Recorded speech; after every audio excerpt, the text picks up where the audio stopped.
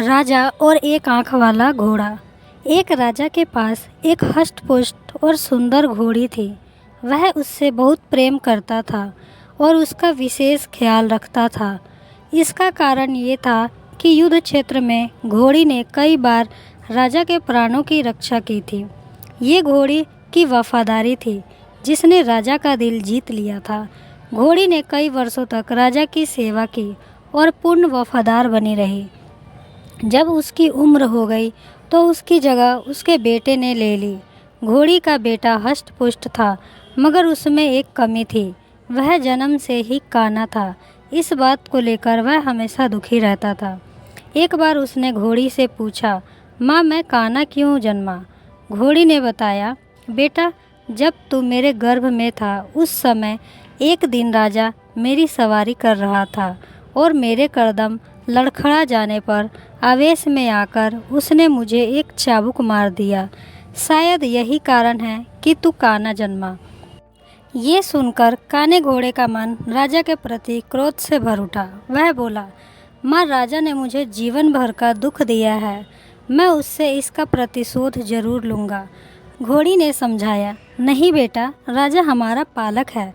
उसके प्रति प्रतिशोध की भावना अपने हृदय में मत ला। क्षणिक आवेग में क्रोध आ गया और वह स्वयं पर नियंत्रण नहीं रख पाया। इसका अर्थ ये नहीं है कि वह हमसे प्रेम नहीं करता। तू प्रतिशोध लेने का विचार अपने दिल से निकाल दे। माँ के समझाने पर भी काने घोड़े का क्रोध शांत नहीं हुआ। वह राजा से प्रतिशोध लेने का अवसर ढूंढने लगा। बहुत जल्द उसे यह अवसर मिल भी गया। राजा युद्ध के मैदान में काने घोड़े पर सवार था।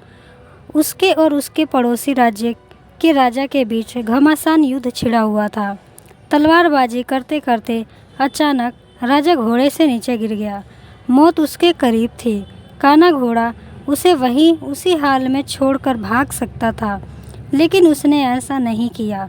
उसने फुर्ती दिखाई और राजा को फिर से अपनी पीठ पर बिठाकर उसके प्राण बचा लिए।